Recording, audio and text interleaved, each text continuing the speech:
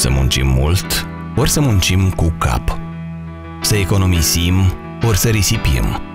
Să ne implicăm, ori să așteptăm. Noi alegem, împreună, la emisiunea Alternative, în fiecare săptămână la televiziunea ta. Alternative, idei bune pentru o viață prosperă. Bun găsit tuturor!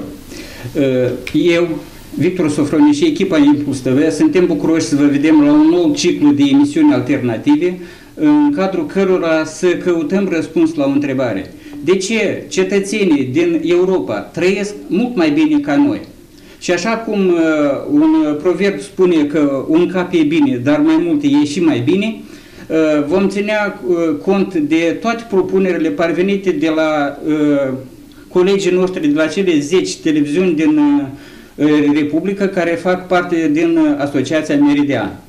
Așadar, am vrea să aflăm de la dumneavoastră astăzi nu numai problemele cu care vă confruntați în teritoriu, dar și răspunsuri, soluții, cum să facem ca să trăim și noi ca în Europa. Stimați telespectatori, astăzi alături de noi avem în cadrul dezbaterilor pe doamna Svetlana Rotundu, președintele Raionului Șoldănești, domnul Vasile Parascovei, primarul de Mihuleni și domnul Tudor Iașinco, directorul săptămânalului Cuvântul. Bun găsit și mulțumim că ați acceptat propunerea de a participa la dezbaterile astăzi. În studiul central din Chișinău, alături de noi, astăzi va fi domnul Iulian Groza. Vreau să vă spun că domnul Groza este moderator la Institutul de Politici și Reforme Europene.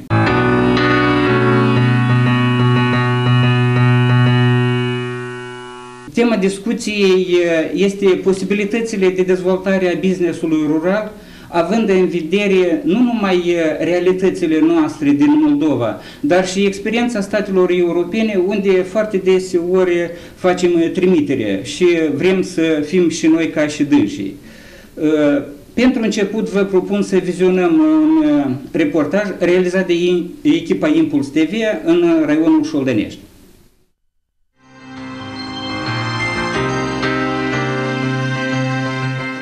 Două sate din același raion cu istorii și destine diferite. Unul prospere, altul e pe cale de dispariție. În Rogojeni oamenii o duc bine pentru că au locuri de muncă. În schimb, la Pohoarna tot mai mulți pleacă peste hotare și nu mai revin la baștină. Actualmente aici aproximativ 100 din cele 700 de gospodării stau părăsite. Cum credeți dumneavoastră? De ce oamenii din localitatea voastră pleacă din sat și nu mai vin? Nu avem locuri de lucru, unii este de lucru, țunteal plătesc. Nică noi, cartoafă noi, fasolă noi, nică noi, la sisșadă omul ăsta. El duce să facă o capixie și vine cu bani și cumpără de mâncare și atâta rămâne. Altceva nu nică. Stai să mor de foame aici sau mai bine undeva, măcar cât de cât un viitor pentru tine și familie. Oamenii insistă că peste câțiva ani satul se va pustăi cu totul, tinerii pleacă la studii, iar după ce îmbrățișează o profesie, ei nu mai vor să revină în sat. Asta pentru că aici, în afară de lucrul în câmp, nu mai pot face altceva. În satul ăsta nu văd un viitor. De ce? Primarii care au fost nu prea au făcut să fie locuri de muncă. Păi, satul a fost sat. Înainte, dacă erau la noi în sat 2000 de gospodării, dar mai au rămas 1000. Dacă ar și de lucru, e că țehul de legume stă, nu lucrează, catelina nu lucrează, s-a desființat tot. Și Andrei Bulat, primarul satului, vrea ca localitatea sa să prospere, deși nu știe dacă îi va izbuti acest lucru în condițiile crizei financiare. Nu chiar bună perspectivă pentru sat. Poate și din cauza că localitatea este amplasată mai departe de centrul raional și mai departe chiar și de orașele care florește, adică și de aceea și lumea pleacă în căutarea, adică nu e amplasată mai aproape de oraș și de aceea poate și perspectiva nu este chiar așa de bucurătoare. Cei din Pohoarna își amintesc cu nostalgie de timpurile când majoritatea localnicilor aveau un loc de muncă. Viața la baștina lor era interesantă și dinamică. Tot mai mulți localnici au lăsat căsuța la care au muncit o viață întreagă și au plecat peste hotare, iar când s-au obișnuit cu viața în străinătate, mulți dintre aceștia și-au luat și copiii cu ei. Oamenii își amintesc cu nostalgie că și aici cândva era o gospodărie mare și încăpătoare pentru copii și nepoți. Tot ce a rămas acum este doar scheletul unui beci și acest prag. Gheorghe Strălciuc, agent economic din sat, se arată convins că nu este încă totul pierdut. Noi trebuie în primul rând ca să le dăm de lucru. Lucru nu trebuie să fie murdar, trebuie să fie foarte interesant și să aibă de lucru anul împrejur. La o distanță de 5 km în satul vecin, viața forfotește. Oamenii adună, construiesc și privesc cu ochi senin la ziua de mâine. Este și cazul familiei Prodan. În gospodăria lor crește și se educă deja a 3-a generație. Facem bani și aici pe loc, nu anumit să ne ducem peste hotare. Suntem intelectuali. Eu sunt bibliotecară, el e felcer în sat. Pe lângă aceasta ne-a ajuns timp ca să facem gospodării mari. Și iată cu asta și ne ținem din anii tinereței și până acum. Ținem vaci, porci, ținem păsări. De ce ai hotărât să revii în sat și să locuiești aici, lângă părinții? Și nu ai preferat o altă localitate unde sunt perspective mai mari? La oraș este foarte greu pentru noi, dar la sat lângă părinți și am văzut cum ei muncesc și au de toate, am hotărât să venim aici lângă dânsi și să-i ajutăm totodată și să avem și noi. Continuăm ce am început noi, să nu se sfârșească. De fapt, la Rogojeni sunt 10 de familii care trăiesc bine și nici prin gând nu le trece să plece de acasă. Un primar n-ar face față lucrărilor dacă n-ar fi implicat și populația. Populația este motorul principal la tuturor proiectelor, schimbărilor și așa mai departe.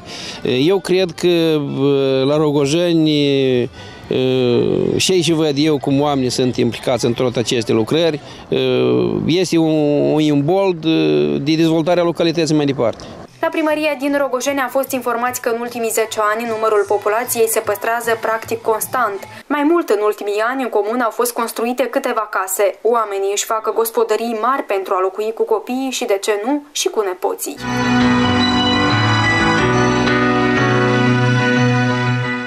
Fiți de acord, autorii reportajului ne-au prezentat o situație tipică pentru mai multe localități din raionul Șoldănești.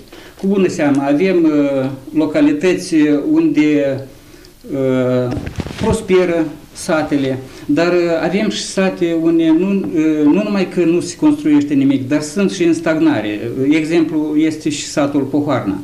Totuși, de ce se întâmplă așa? Am vrea să aflăm răspuns la această întrebare pe parcursul emisiunii.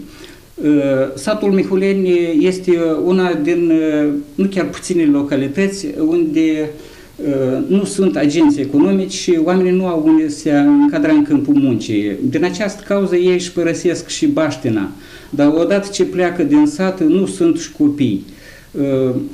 Drept urmare, chiar la dumneavoastră în sat a fost suspendată activitatea școlii. Nu putem spune că primăria nu face nimic. A fost construit apeductul, gazoductul. Domnul primar, nu vă pare că mâine nu a avea cine să se mai folosească de aceste bunuri? Da, eu supăr că pe parcursul la 4 ani mandatul trecut a reușit în sat să facă apeductul de apă, deci au apă consumatorii, iluminarea strădală, s-a reparat fântânile în sat. Un lucru mare s-a făcut de dezvoltarea satului. Decâtând la asta, tineretul au plecat și nici nu au adică să întoarcă înapoi. Eu cred că pricina nu e numai că starea bună de trai, pricina trebuie că n-au loc de muncă. Deci avem pământul lucrează o firmă mare Vetraido, deci care ei nu au nevoie de oamenii noștri. Iau tehnica lor mașcată, lucrează pământurile, își iau roada și cu atâta s-a terminat. Deci investiții străini să aducem în stat, practic am încercat. Sunt greutăți mari care nu le putem reuși. Se vede că vina nu e a noastră, vina este de sus, că nu-și prebat pe capă de oamenii noștri. Sperăm că în anul ăsta, dacă s-a primit a fi finanțări, să aducem proiecte care eu singur am făcut un proiect care, dacă l-aș câștiga, eu de arătat că aș pune în lucru vreo minimum 10 oameni. Și așa mai sunt, dar ele nu trec. nu merg. În sănătate. În multe localități, mortalitatea depășește natalitatea. Anume, din lipsă de copii, au fost suspendate activitatea la mai multe instituții de învățământ. Potrivit informațiilor de la cadastru, tot mai puțini tineri își durează case în satele noastre. Tot, e motivul că nu au la ce rămâne, că n-au unde se încadra. Domnul președinte, dispune administrația publică locală de o strategie de dezvoltare urbană, de capacități pentru planificare, anume în conformitate cu politicile promovate de Uniunea Europeană? Bună seara tuturor! Răspuns la întrebarea dumneavoastră, aș începe chiar de la sfârșit. Sigur că noi avem de făcut niște pași până a ne ajusta politicile noastre la politicile europene. Avem de făcut niște pași până vom ajunge la cele standarde la care au ajuns astăzi europenii. Necătând la aceasta, noi avem o strategie raională de dezvoltare a raionului Șoldănești pentru anii 2015-2020. Am reușit să alcătuim această strategie de dezvoltare a raionului Șoldănești împreună cu asociații obștești, cu secțiile și direcțiile Consiliului Raional, dar mergând nu de mult într-o deplasare în Polonia, m-am trezit la un moment și mi-am dat seama că noi am făcut și niște greșeli în alcătuirea acestei strategii, deoarece nu am consultat populația raionului înainte de a face acești pași pentru noi destul de importanți. Deci, pentru a dezvolta, pentru a alcătui o strategie, cel mai important lucru este să studiezi opinia cetățenilor, să studiezi dorințele și doleanțele dânșilor, pentru ca până la urmă ceea ce noi vom reuși să facem în următorii 4-5 ani, să facem pentru acești cetățeni. Necătând la aceasta, primii pași i-am făcut, am alcătuit această strategie de dezvoltare a raionului Șoldănești, în care am inclus și strategia de dezvoltare a managementului deșeurilor solide, de asemenea un pas destul de important, cred eu, pentru locuitorii raionului Șoldănești. Urmează ca această strategie să o transpunem în viață. Vă puteți referi la niște puncte mai importante, anume ce ține de dezvoltarea business-ului rural? Referitor la dezvoltarea business-ului rural, avem și aici, avem restanțe și avem de parcurs mulți pași.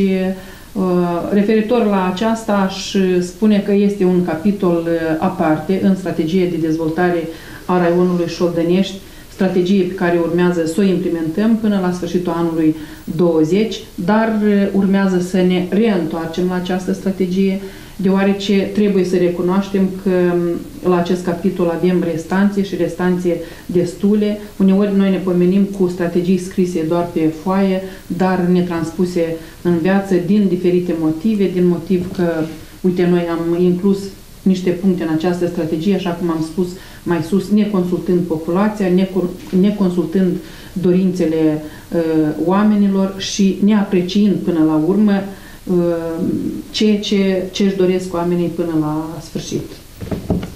N-ați fost de acord cu ce am văzut că... Ba da, sunt complet de acord cu doamna președinte. Republica Moldova are 10 de strategii. Să ne amintim, strategia adoptată acum vreo 10 ani, satul moldovenesc, care prevedea niște lucruri extraordinare ce urmeau să se întreprindă în țară și în 10 ani țara să devină una din cele mai bogate în regiune. Cineva știe de ce strategie? Cineva cunoaște ce s-a întâmplat în acei 10 ani? Fiindcă, în primul rând, strategia a fost elaborată în niște birouri la Chișinău contra unor plăți solide. Tot așa au făcut și raioanele strategii pe care s-au plătit sute de mii de lei. Au venit echipe din Chișinău, au încropit așa numite aceste documente pe care nu le știe nimeni și în care au fost impuse niște lucruri absolut ireale pentru raion, pentru țară. Și din această cauză noi avem ce avem. Fiindcă dacă s-ar fi mers pe lucruri concrete, ce poate să facă reale, ce poate să facă cu tare sau cu tare sau cu tare. Un simplu exemplu. Cu 2 decenii și mai mult în urmă a apărut legislația despre patenta de întreprinzător. Și dacă această schimbare a fost favorabilă pentru populație, vedeți că astăzi toată Republica vinde și cumpără.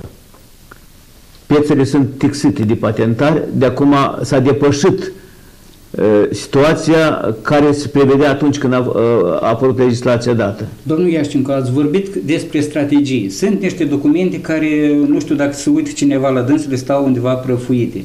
Delegații întregi din contul a diferitor fonduri merg peste hotare, merg în Europa. Văd acolo nu numai cum trăiește lumea, dar probabil se interesează și despre experiența țărilor gazdă. De ce nu se implementează acele lucruri frumoase despre care se vorbește la întoarcere, despre participanții la aceste călătorii? Ce ne împiedică nou? Sau pur și simplu ne s-au dat niște bani, nu s-ar noștri, am mers acolo, am venit și cu atâta? Pentru că nu există responsabilitate și dorința celor de la guvernare să facă treabă concretă. La noi funcțiile în mare parte, începând de jos și până sus, se vând și se cumpără. Omul vine să-și facă interesele. Dacă a plătit 100.000 pentru ca să un loc de deputat, el își face interesele și nu-și bate capul de situația din țară, de schimbarea, despre cele schimbări care sunt programate în platforme electorale. Citiți orice platformă electorală a guvernului, a ministrului. Sunt de acord. Dar bani. Oamenii din teritoriu merg în deplasările astea peste hotare. Păi, Svetlana, și dumneavoastră v-ați întors recent dintr-o deplasare. Ce frumos ați văzut acolo, în Polonia. Probabil n-ați văzut sate ca Pohoarna, unde se ruinează casele. Un pic nu vreau să fiu de acord cu domnul Iașcencu, că toate funcțiile se vând, se cumpără, sunt funcții, de exemplu, eu sunt într-o funcție aleasă, nu am cumpărat. Eu n-am spus toate, am zis că multe. Deci, cu acest punct de vedere al dumneavoastră nu vreau să fiu de acord, dar referitor la deplasările peste hotare a moldovenilor noștri, deci în ultimul timp chiar observ că mai multe delegații pleacă în străinătate, în special în Europa, pentru a culege experiența europenilor. Am beneficiat și eu de o astfel de deplasare timp de o săptămână în Polonia, grație Ministerului Dezvoltării Regionale și Academiei de Administrație Publică din Republica Moldova, care participă într-un proiect împreună cu Academia de Administrație Publică din orașul Szczecin, Polonia. De fapt, în Polonia sunt două de astfel de academii. Tema acestei instruiri a fost dezvoltarea regională. Ce am văzut bine și mi-ar părea încă mai bine dacă am reușit să implementăm și aici în raionul nostru, în Republica Moldova. Deci am menționat și mai sus cum se alcătuiesc strategiile de dezvoltare în Polonia. Chiar pe viu am fost în primăria, am vizitat primăria orașului Szczecin și am văzut niște lucruri pe care noi nu le avem. O direcție aparte se ocupă cu alcătuirea strategiilor de dezvoltare. Și iată aici ni s-au explicat multe lucruri cum până la urmă apare această strategie.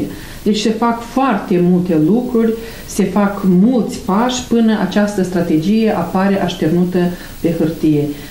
Și în mod special accentul este pus pe cetățeni, pe consultările cu cetățenii, cu grupuri mici, cu grupuri mari de cetățeni. Am văzut aceste lucruri, cum se fac la ei, am discutat chiar și cu populația din oraș și ne-am convins că, într-adevăr, strategiile de dezvoltare ale polonezilor sunt mai aproape de realitate și sunt chiar aproape de cetățeni. Ce ne împiedică nouă să aplicăm această practică în teritoriu? Nouă ne împiedică experiența.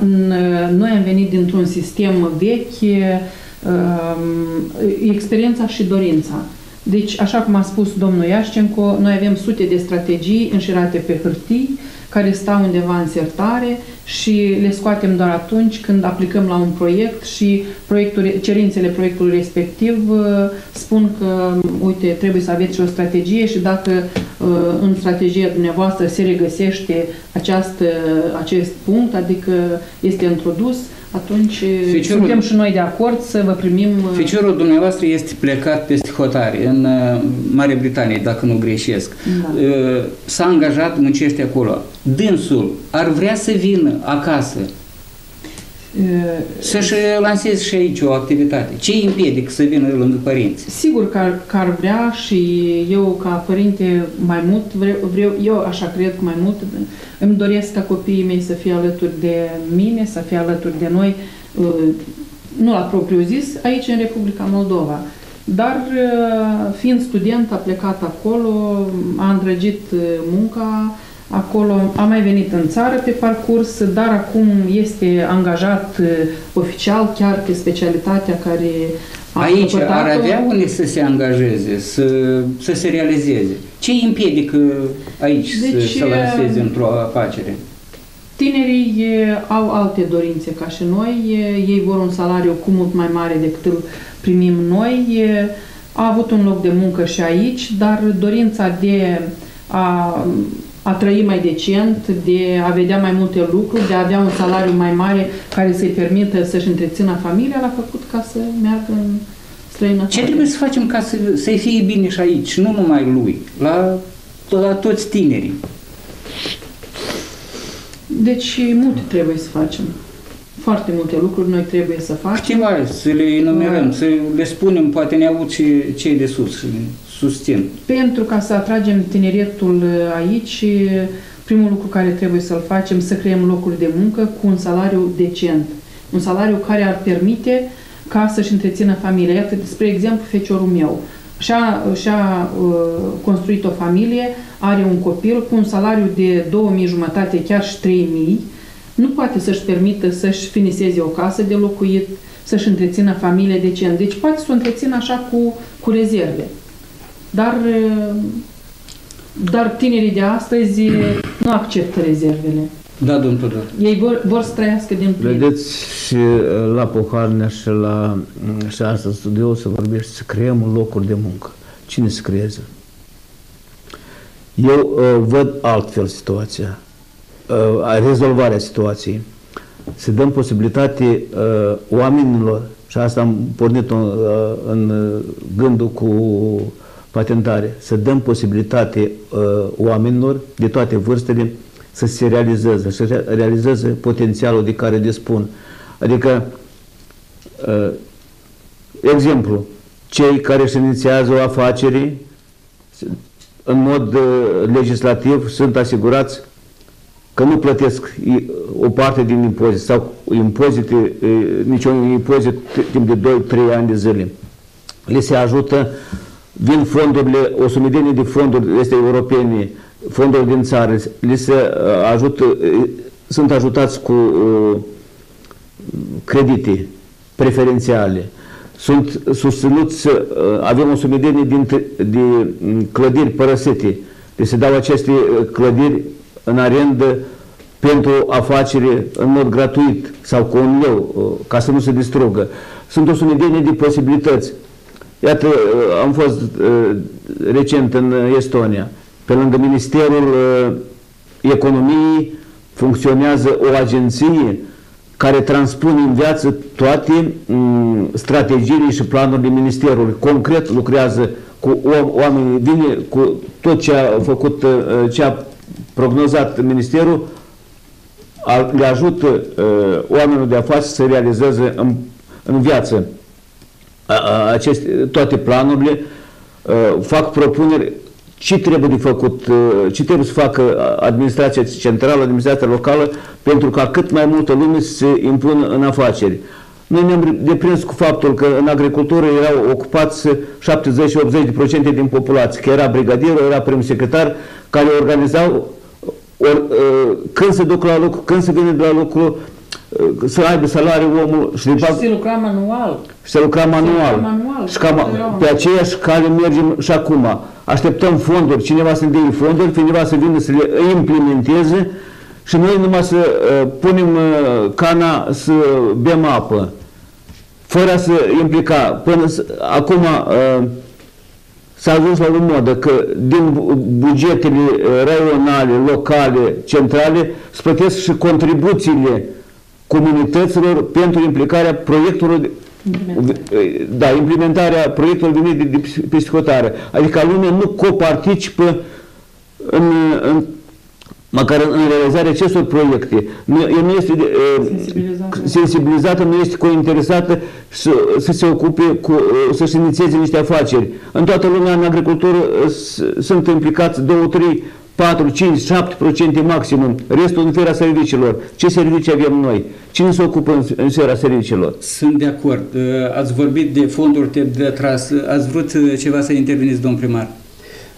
Da, eu am vrut spune, deci e un caz concret care am avut eu un business. Deci a noi se stopează totul.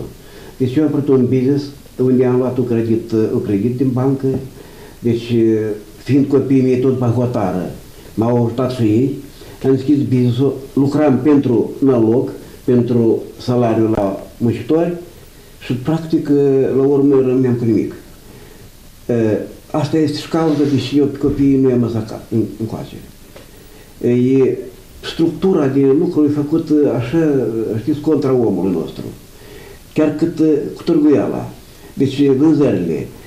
La noi și-a informat că nu producătorul își vinde producția, dar el o face și o dă degeaba la intermediarii care acolo își cumpărate locurile, plătiți stabilit, tu te-a plătit, Doamne ferește. Deci la urmă rămâne producătorul cu nimic. De atâta la noi producătorii au rămas la nimic. Am fost în Estonia într-o deplasare și acolo am aflat că mai bine de 90% din produsele alimentare sunt produse autohtone. Ministerul Agriculturii are grijă de producătorii agricoli să le creeze condiții bine mersi. Și la noi, parcă s-ar părea că să aduc fonduri europene pentru dezvoltarea business-ului, dar cu părere de rău sunt mai mult accesate proiectele unde sunt alocați bani pentru diferite obiecte sociale. Iată, chiar și vă propunem să vizionăm un reportaj realizat de colegii de la Basarabeasca, de unde o să observați că oamenii sunt foarte activi în a atrage fonduri nu pentru activități economice, ci doar pentru soluționarea unor probleme sociale. Rog regia să plaseze reportajul de la Basarabeasca.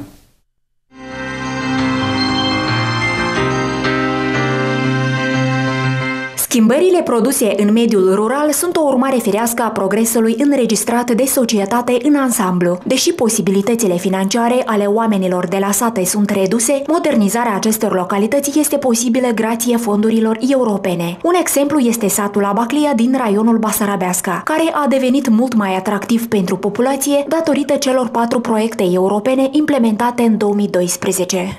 Avem terenul de mini-fotbal finanțat de Comunitatea Europeană prin Federația Moldovei de Fotbal. Un alt proiect, vreau să zic, că avem implementat cu înverzirea, centrul satului, monumentul și parcul satului. Am adăugat și grădinița numărul 2. În 2009, cu suportul financiar al FISM-ului, la grădinița numărul 2 din sat au fost schimbate geamurile. În 2013, instituția a fost amenajată și schimbat sistemul de canalizare, valoarea estimativă a lucrărilor ajungând la circa 1,5 milion de lei. Toamna anului trecut, această instituție a mai câștigat un proiect în valoare de 600.000 de lei, finanțat de FISM. Ca urmare, grădinița a fost complet renovată. În luna septembrie a anului curent, grădinița și-a deschis oficial porțile pentru cei 170 de micuți.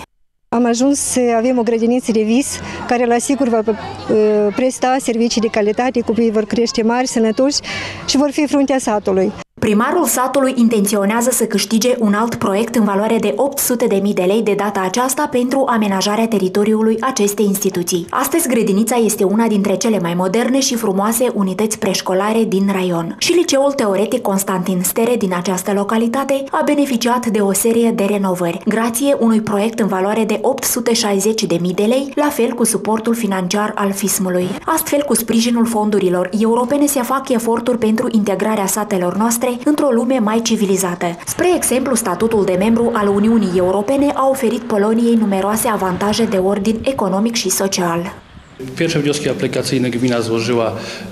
Primele noastre proiecte au fost scrise în 2007-2008, până la finanțare. Apoi ne-am dezvoltat mai mult în anii 2009-2010. Aceste investiții au fost direcționate pentru reconstrucția și reparația edificiului Casei de Cultură, în care ne aflăm acum, precum și a sistemului de încălzire pe bază de biomasă.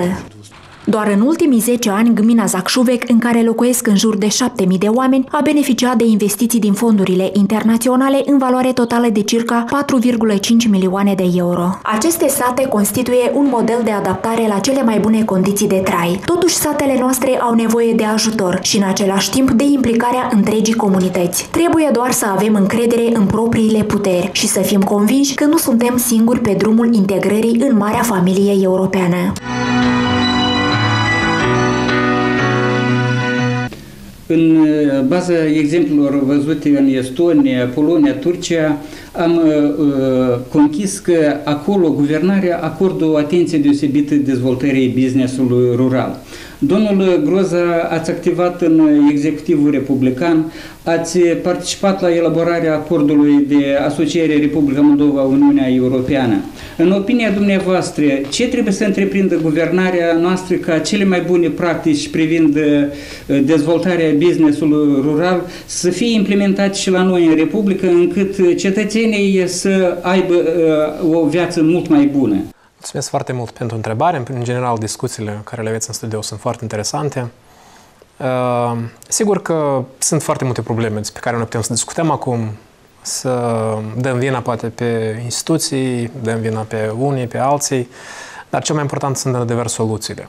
Și dacă vorbim despre soluții și ce ar trebui să facă guvernul, dar nu neapărat guvernul, sprijinit de administrația locală, eu cred că ducem un mare deficit de informație cu privire la proiectele, programele existente la nivel local. Mulți din concetățenii noștri, oamenii de afaceri la nivel local, care ar dori să-și dezvolte o afacere, nu știu că pot să se adreseze fie administrației publice locale, care poate să asigure prin Cancelarea de Stat o anumită asistență informațională, fie diferitor asociații, organizații neguvernamentale care oferă diferite asistență pentru dezvoltarea afacerilor la nivel local. Experiența europeană este una bună, ea și-a demonstrat de fapt în viață deja beneficiu și am văzut și în reportajul pe care l-ați arătat. Și vreau să vă spun că situația asta care a fost arătată în reportaj nu neapărat a fost similară cu 5-10 ani în urmă în Polonia, da? Sau în Estonia. Ei au trecut prin aceleași etape cum le trecem și noi astăzi. Problema este că noi suntem într-o așa o fază mai lungă de tranziție. Și tot încercăm să găsim cine e vinovat, ce trebuie să facem și tot nu putem să găsim răspunsul la această întrebare. Guvernul sigur că are programe pe care le implementează cu suportul Uniunii Europene. Spre exemplu, un program destul de mare, aprobat, încheiat cu Uniunea Europeană, se numește ENPART, care vine să ajute la dezvoltarea rurală, dezvoltarea locală. Iarăși sunt fonduri care nu întotdeauna instituțiile publice, administrația locală reușește să le administreze eficient. Dar dincolo de ce poate face guvernul, eu cred că fiecare din noi și colegii din studioul dumneavoastră au menționat acest lucru. Sunt și unele lucruri pe care le putem face noi ca simpli cetățeni la nivelul fiecărei comunități, la nivelul fiecărei localități. Nu numai de a încerca de a căuta vinovatul în afară, dar să încercăm să răsuflecăm mânicile și să vedem ce putem face de unii singuri. Cel puțin astfel încercând să motivăm inclusiv și administrația locală, să le cerem exact de ce avem nevoie, să prioritizăm care sunt sarcinile. Fie că este vorba de drum, fie că este vorba de luminare stradală, fie că este vorba de canalizare, fie că este vorba despre crearea oportunităților de afaceri. Cineva din studioul dumneavoastră a menționat despre clădirile care stau acum părăsite. Este iarăși o oportunitate pentru a atrage diferite companii, firme să vină în localitățile respective, să-și deschidă o anumită afacere de producere pe baza fermelor cele părăsite sau fabricilor care înainte activau și acum nu mai activează. Și asta este o posibilitate. Acest lucru se poate decide cu siguranță la nivelul Consiliului Local sau Consiliului Raional. Acum, dar dincolo de acest lucru, și atât cineva spunea despre faptul că, într-adevăr, avem o problemă de mentalitate. De ce ei reușesc acolo să implementeze strategii? Noi nu reușim. Fiindcă, din punctul meu de vedere, noi, în loc să ne suflecăm mânicile și să ne apucăm să punem în aplicare fiecare punct de acolo, noi întotdeauna găsim motive de ce nu este posibil de făcut un punct sau altul. Și de multe ori, vreau să spun și pe bună dreptate, toate aceste programe, strategii se cramponează de aspectul financiar, de fonduri. Întotdeauna administrația locală, special satele, comunele, sunt în situația în care să stea cu mâna întinsă la nivelul raionului sau la nivelul guvernului. Avem și situația în care, destul de prezentă, când anumite localități sunt finanțate, altele nu sunt finanțate, din cauza că există anumită preferință, inclusiv politică. Sunt realități cu care ne confruntăm și atunci, din punctul meu de vedere, este foarte important ca administrația locală, în general comunitatea, să se dezvolte la nivel local, să fie construit spiritul ăsta de participare civică la nivel local, de dezvoltarea a diferitor proiecte. O posibilitate ar fi, spre exemplu, aceste comunități la nivel local care vin să prioritizeze care sunt problemele, să încerce să elaboreze proiecte concrete, să încerce să facă coparticipare, să vină să-ți ceară finanțe de la nivelul administrației locale și să vină și oamenii să contribuie. Și vedeți că prin contribuția personală, fie că este financiară, fie că este ceva de, nu știu, contribuție de muncă, vine să ajute. Și aici chiar vreau să închei, sunt multe lucruri din trecut pe care pot fi ajustate, preluate acum în prezent. Spre exemplu, elementul de clacă, care așa de multe ori funcționa la noi, iar în ultimul timp, din păcate, nu se mai aplică. Deci eu iarăși pun și eu în dezbatere unele elemente și sigur că sunt deschis pentru orice discuție cu dumneavoastră. Mulțumim! Precum ați observat din reportajul de la începutul emisiunii, mulți oameni consideră că trebuie să deschidem în teritoriu cât mai multe întreprinderi de procesare a producției agricole.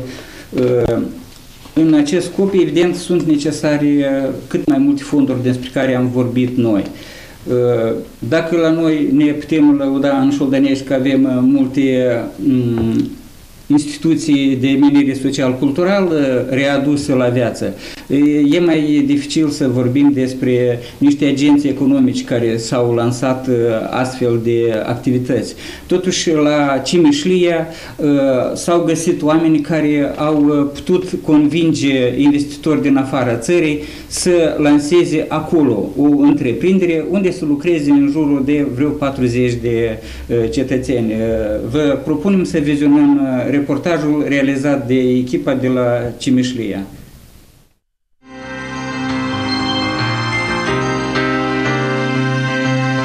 Întreprinderea moldo-elvețiană cu capital străin Bec Cimișlia este prima întreprindere de acest gen în Moldova. Întreprinderea a fost fondată în anul 2006 și e specializată pe producerea remorcelor pentru automobile și tractoare. Investițiile au venit din partea holdingului elvețian Bec Burgdorf, care și-a început activitatea prin anii 60 și în prezent produce manual peste 150 modificări de remorci la comandă pentru clienți din peste 40 de țări ale lumii. Din 2008, remorcile Bec Cimișlia sunt proiectate în Elveția, dar produse în Moldova. Produsele Bec Cimișlia pot fi găsite, de exemplu, la aeroportul Zurich. Cred că azi avem 40 participanți la uzina noastră și eu sunt foarte bucuros. Sunt 40 de persoane. Mulțumesc pentru veniți și facem această remorci din azi pentru Republica Moldova și veniți cu comenzi la noi, la Cimișlia. Începutul nu a fost ușor. Calitatea locală nu a rezistat la standardele elvețiene. Formarea și instruirea personalului a durat aproape 2 ani, timp în care Republica Moldova a fost vizitată în mod regulat de către specialiști din Elveția. Sunt foarte bucuros să vizitez această întreprindere. Sunt impresionat de lucrul care a fost făcut aici în ultimii ani, de principiile de conducere ale acestei întreprinderi și de perspectivele Republicii Moldova.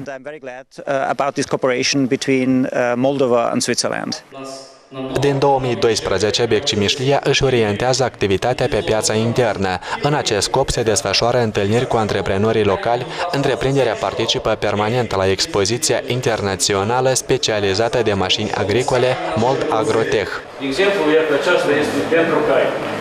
Tot se fac de la până la 16 tone se poate transporta cu dânsele. Dimensiunile tot sunt variate, de la 3 până la 6 metri. Este foarte binevoit pe piața noastră așa tehnică modernă, care deja noi din careva unități avem cumpărate. Avem nevoie de remorci, dar desigur sunt de o calitate bună, se vede.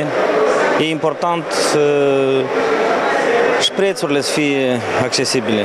Mai tare m-ar interesa domeniul de orientare de a deschidere unei noi specialități, în special în activități de gen utilaje nestandardizate, tehnologia sudării, se primește în cazul pentru firma Bec. Eu cred că este o lecție foarte bună care va continua, sper că mulți ani la rând, pentru orașul Cimișlia. Nu mai vorbesc despre aceea că poate aduce și niște beneficii bugetului orașenesc dacă vor avea succese bune, dacă vor avea realizări. Și vom face tot posibilul ca să-i susținem. Perspective internaționale pentru Bec Cimișlia sunt foarte mari. Este vorba despre exportul producției sale în țările CSI, Ucraina și România. Este un vestitor puternic acolo în Cimișlia, dar cu ce ne lăudăm noi la Șuldănești? Doamna președinte, ce se întreprinde la nivel de administrație publică locală, la nivel raional, dar și în localități în privința atragerii nu numai banilor, dar și a unor investitori străini? Deci nu prea avem în raionul Șoldănești foarte multe cazuri cu care ne-am putea lăuda, dar în raionul Șoldănești știți cu toții că avem o fabrică de confecții cu capital străin. Plus la aceasta, autoritățile publice locale depun eforturi pentru a atrage bani din fonduri străine, din diferite fonduri care activează în Republica Moldova, pentru a dezvolta infrastructura satelor. Mai puține exemple avem deci, în localități cu atragere de investitori străini pentru a-și dezvolta afacerile în satele din raionul Șoldănești, dar sunt îndrăzneli din partea agenților economici, din partea autorităților publice locale, chiar din partea cetățenilor, pentru a aduce aceste investiții aici, în satele din raionul Șoldănești. Da. Eu cred că o salvare a situației la noi ar fi modificarea legislației, politicilor fiscale și a legislației în domeniu, ca legislația să stimuleze inițiativa de întreprinzător, implicarea a câtor mai multor oameni în afaceri, să nu aștepte lumea cineva să-i dea de lucru de el, să-ți găsească o afacere, mai ales în sfera serviciilor, în sfera infrastructurii, prelucrarea producției, păstrarea și așa mai departe.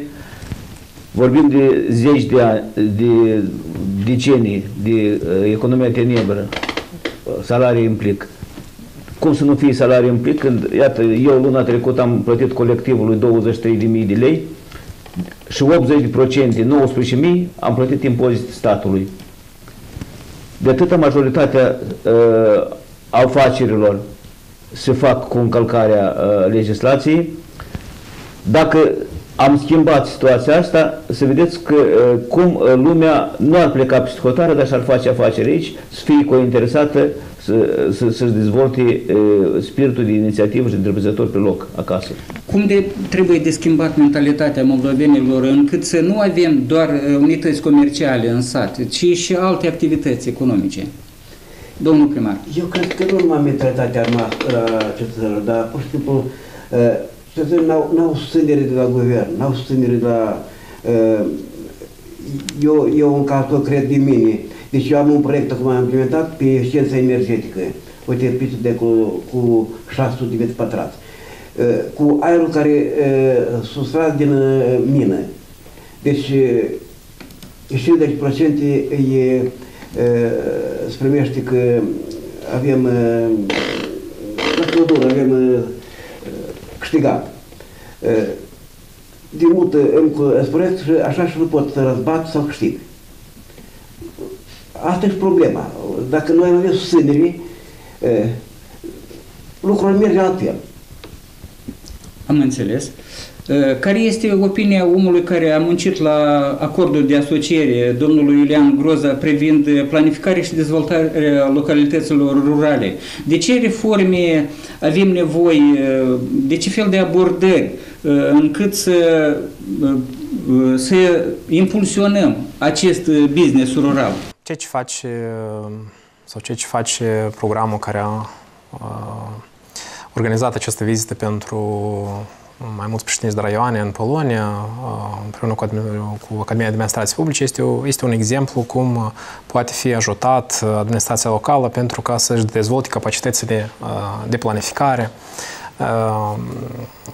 ca ele să fie cât mai eficiente și cu impact cât mai mare asupra populației.